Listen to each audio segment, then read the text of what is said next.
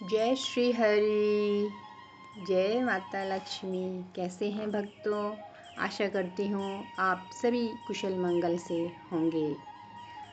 आज मैं आपको सुनाने जा रही हूँ इंद्रा एकादशी की व्रत कथा, जिसमें युधिष्ठिर ने भगवान श्री कृष्ण से आश्विन मास के कृष्ण पक्ष की एकादशी के बारे में पूछा। तब भगवान श्री कृष्ण ने युधिष्ठिर को बताया कि आश्विन मास की यह एकादशी इंद्रा एकादशी के नाम से जानी जाती है।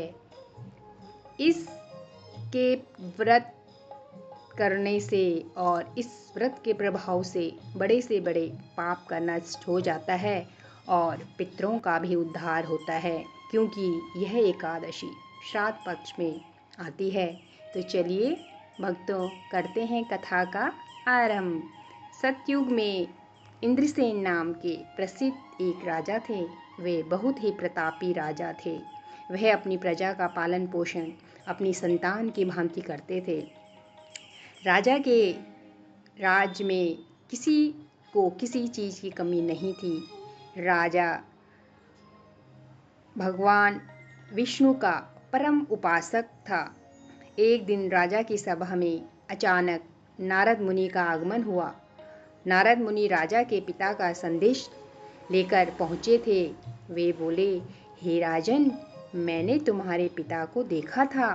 वे व्रत भंग के दोष से नरक आए थे।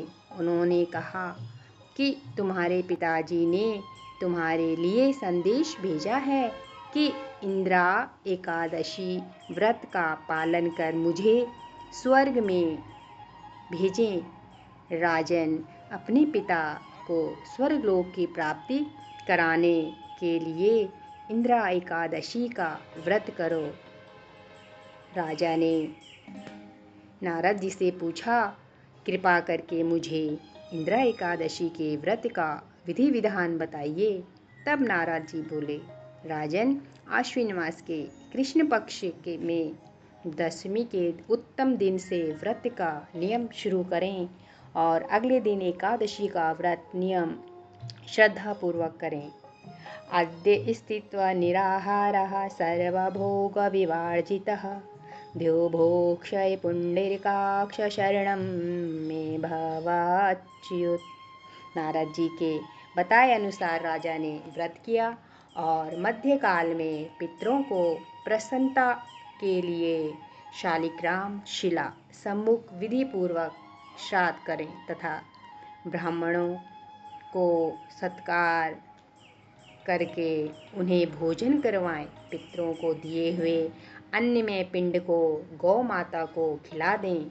फिर भगवान विष्णु का पूजन कर रात्रि जागरण करें और दूसरे दिन द्वादशी को व्रत का पारण करें।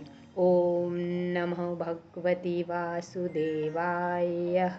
नारद जी ने कहा, इस व्रत के करने से तुम्हारे पितरों को मोक्ष की प्राप्ति होगी और उन्हें श्री हरि के चरणों में जगह मिलेगी। भक्तों, जब इंद्रसेन ने व्रत नियम और श्रद्धापूर्वक किया तो उस व्रत के प्रभाव से उनके पितरों को मोक्ष प्राप्त हुआ और इंद्रसेन की मृत्यु के बाद इंद्रसेन को भी वैकुंठ में स्थान प्राप्त हुआ।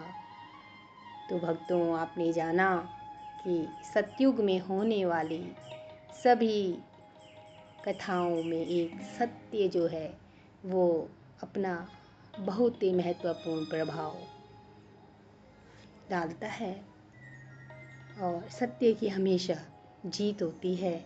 जब नारद जी ने राजा के पिता का संदेश उन्हें दिया कि हमें किस प्रकार मोक्ष प्राप्त होगा, तो उन्होंने अपने पितरों की मोक्ष प्राप्ति के लिए इंद्रा एकादशी का व्रत नियम धर्म से किया और अपने पितरों को मोक्ष दिलवाया। कहते हैं, इस व्रत को करने से पितरों को शांति मिलती है और उन्हें मोक्ष प्राप्त होता है।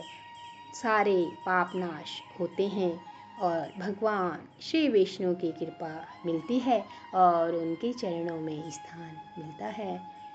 तो चलिए भक्तों, मिलते हैं अगली कथा में। जय श्री हरि। राधे राधे।